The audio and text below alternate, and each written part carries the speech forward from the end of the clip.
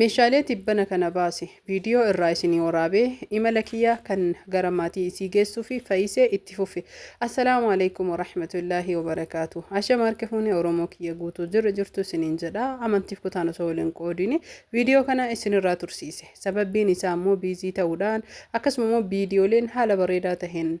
waraabadhee jedhee ammoo tuyyuu haala jechuun teeknika yookiin bilbilaatiin na jalaa cituudhaan yookiin na jalaa baduudhaan soofaan isii kana hedduu miidhagaadha bifa cuquliisa akkasuma ammoo tuyyuu bifa israasidha yookiin azraqaa fi rasaasiin ka wal makeedha. Kontirool biffee qabdii, tiibistaandii qabdii. Tiibistaandiin kun ni hirrata ni dabala. Kontirool biffeen kun baay'ee miidhagaadha. Keessattuu dibanni qalamii isaa jechuudha. Dibaan isaa hedduu miidhagaa fi akkasuma ammayyaa'aa ammaati. Hedduu galatoomii jedhaanii obboleettii tiyyaa ufumaa naa filadhu naa dibsiisette kun biffeedha. Biffee balbala afurii madardaraa lamaa qaba. Kontirool biffeen jalaan sadii gubbaanillee sadii jaha walitti erga fe'annee jennee makiinaa qabannee imala keenyatti fufe. Karaaleen hedduudha bu'aa fi bayitii hedduulee ni qaba. Akkasuma mootuyyuu alhamdulillah warroonni meeshaa nu bittee nu geessitaa jettanii na gaafattan hedduun keessan eeyyen isiniin jedha. Lakkoofsa bilbilaa duwwaa 978 15 shaniin waatisaappii telegiraamaan sagalis tahee barreeffama yoo naa dubbistan isinii dubbadha. Iimoo ammoo yeroo tokko yeroo hunda irraan seenu waan taheef yoo akka carraa irra isiniin seenini na of kolchaa isiniin jedha. Karaan kun karaa kami namoonni beeytan koomantii jalatti yaadaan barreessaa warri imeeltanii jettanii eessatti deemta yoo jettanii karaan ammootuyyuu Shashamannee irraa na kaasee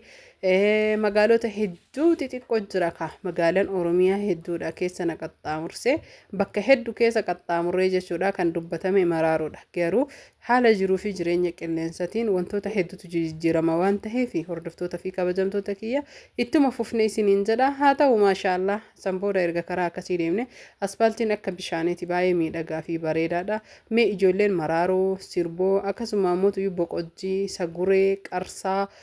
naannaa ishee asallaa haga asallaatitti jirtanii meeshaa namoonni bitachuu heddan heloo koottaa jechuun koottaa isiniin jedha. Akkasuma ammoo keessattuu jechuudha warroonni xiqqoo achi ol fagaattanii makiinaan jechuudha kan kontiraata namaaf hin deemne dhugaa rabbii dubbachuufi. Inshallah wa ta'ala meeshaa kanarratti yeroo wanni isin hubachiisuu barbaadu yegguu imaltan yookiin ammoo meeshaan fe'amu makiinaan kan deemuun kontiraata meeshaan keessan baay'ee yoo tahee jedhe makiinaa kontiraata qabattanii ani makiinaan qabu namoonni tokko kamii hubatanii meeshaa eega bitee fi jedhe makiinaa qabaadhee viidiyoo makiinaa waraabbachuuf jecha makiinaan geessa akka saasiyanii akkasii ilaalaa jirtanii miti ani viidiyoo qofaaf jedhee bu'aa bayii hedduu dhugaa namni hojii barbaadu yookiin ammoo of duratti guddinaa fi hawwii kaayyoo hedduu qabu bu'aa bayii hedduu laggeenii fi gaarreen hedduu mukkeen hedduu ce'ee imalaadha isinii galee. Garuu ammootuyyuu wanni isin naa hubachuu qabdan san qofa osoo hin tahin wantoonni karaa dheeraa kan akkanatti imalee wallaahi laaziim jedhee fi viidiyoo qofaaf odoo hin tahini hojiidha. Akkasuma ammootuyyuu amaanan nam tokko garaana nyaataa natti jabaataa ofii kiyyaa erga dha'oolaa jechuun dhaqee galuu waan danda'u ta'e qaama kiyyaan ofii kiyyaa geessee fi bakka san yoo ga'ee fi jedhe baay'ee natti tola jechuun keessa kiyyatu akkas fedhe malee waan addaatii miti isiniin jedha. Hordoftoota fi kabajamtoota kiyya maarree warroonni meeshaa bitattanii akkasuma ammootuyyuu kontiraanni makiinaa waan addaa isiniif fakkaate mee irraa waan isinii dubbadhutu jira. Tokkoffaa irratti sharaa maatiin isiitu qopheessanii jiranii anillee sharaa bitee fi jira baay'ee biizii taanee jechuudha. Meeshaa isii yeroo sanitti guutuu isaa waraabuun akkasuma ammoo maatii dubbisuun haala natti hin tolle jireenya ilmi namaa hunduu gargar faca'aa kacarraa ta'anii ummaan isii qe'een jiranii rakabootiin isii kana baay'ee bareedaa fi miidhagaa kan tahe fayyasuma rakabootii kan keelaalii meeshaa tibsii kana qaba. Akkasuma mootuyyuu burcuqqoo yookiin siinii doolaarii darzana tokko qaba firii 12 jechuudha kaartoonii 2 itti aansuun mootuyyuu waan akka maandajaa kajabana hunda isaatu ni qaba. Kun ka tiibistaandiiti. Tiibistaandii jechuun ka televiziyoona irra kaayannu walumaan filannee hojjannee isa sanillee yoo jaalattellee jaaladhee naan jedhi namoonni asirratti ani isinii ibsu wanni barbaadu maatiin jechuudha gaafa meeshaan keessan galuu namoota meeshaa buusan osoo qopheessanii baay'ee bareedaa isiniin jedha. Sababbiin isaa suutan itti himanii hubachiisanii meeshaa kanan nu buusii jedhaniini wallaahi hedduu jechuu achi ga'ee makiinaan baay'ee nama cinqaa sanirraan ammootuyyuu namni buusu yoo hin argamini meeshaan hedduu ulfaata. maal isiniin jechuu barbaadaree wanni isiniin jedhu isinuu naa hubattan jedhee yaada. Wanni ifa isiniin ta'e rakabootii isiitiif teebilii soofaa isii ilaala akka itti bareedu baay'ee hundi isaa jechuudha bifa warqaammaa yookiin isa dahabii jettan saniin hojjetamee faayiseen inshallah rabbiin nagaan itti si galchee isii nama jireenya ishii bareedaa jiraatu siyaa taasisuu rakabootii kanallee jaalatteeti rakabootiin dimlaayitii qaba dimlaayitii malee jechuudha mee ilaala akka inni ittiif hin ifsine sofraa hin afne rakabootii irratti hin dardarre baay'ee miidhaga hunda caalaa jechuudha namoota yeroo san achi jiran kan baay'eetti ulfaate kontirool biffeen muka tokkoffaa ta'e irraa waan dalagamuuf wallaahi hedduu ulfaata jechuudha nam 4-5 fuudhe hundi isaanii fuurattuuf jedhanii jalatti tufan garuu yeroo namni dubbatu soba nama fakkaata kanaaf maatii isii irraa namoonni hiriyoota isii taatan isii beeytan maatii isii irraa hubachuu ni dandeettanii warroota yeroo san achi jiran arganii fi hundumaafuyyuu jireenyi yookiin hojiin chaalenjii hedduu qaba chaalenjii kana danda'uuf nullee baay'ee ofsi barbaachisaadha rabbiin nu haa gargaaru siniin jedha kontirool biffeen yeroo mana seensisanii duuba isaatiin balbalatti buusanii balballi sibiila ani hattan jechuudha wallaahi bilbileelleen gaafa ni biizii ta'ee gaafa san baay'ee dadhabeellee wantoota hedduu jechuudha bakka jechuun natti hin tollee jedha garuu isiilleen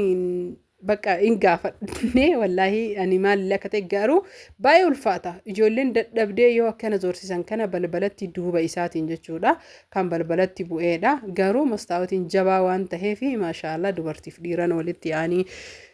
nullee hundi kennaa jechuudha haga shifeerri makiinaan wajjin deemee nu gargaare hedduu galatooma warroonni nu gargaartanii mana nu galchitanii nu dhaabdan hundi keessan warri sagalee kii kana dhageettanii yoo hin dhageenyellee ollaa keessan guutuu fayyisiyatillee galateeffadhu kun biffeedha kun kontirool biffeedha namoonni hedduulleen viidiyoo waan hin feenee fi jarjarsaatumaan xiqqoo waraabe ufii kiyyallee seenuu hin dandeenye of kolchaa isiniin jedha sababni addaa odoon ta'in an ufii kiyyaa waraabaa jira meeshaalee akka jalaa hin miidhamne eegaa jira kunoo meeshaan isii kana fakkaataa erga mana isiitiin geenne yookiin maatii isii biraan amaanaa geenne maatiin haala bareedaa ta'eef gaarii taheen simatanii narraa fudhatanii jiranii kanaaf ufii kiyyaa yogguu deemu viidiyoo isiniif hojjedha garuu yoo nama ergu karaa dheeraa bu'aa fi bayii yookiin bulchiinsa yookiin karaa bulchiinsa qabu maatiitu geessa kanaaf yogguu sanitti isaan viidiyoo hin